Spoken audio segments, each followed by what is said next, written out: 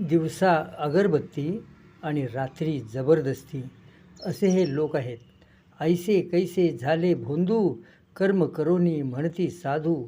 अंगाला लावणी राख, डोळे झाकुनी करती पाप, अशी यांची अवस्था आहे. भविष्य पाहणारे खरे असते तर त्यांच्या बायका विधवा का झाल्या असत्या. त्यामुळे माता भगिनीनो, आता तरी सुधरा, या भोंदू बाबापासून दूर राहा. सत्यपाल महाराज, प्रसिद्ध सप्त खंजेरी वादक, यात ते म्हणत आहेत की भगिनीनो, भोंदू बाबापासून दूर राहा.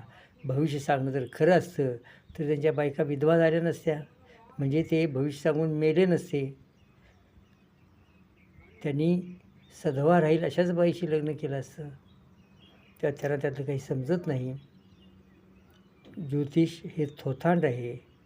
अशा बुवा बाबापासून तुम्ही सावध राहावं, असं सत्यपाल महाराज सांगतायत.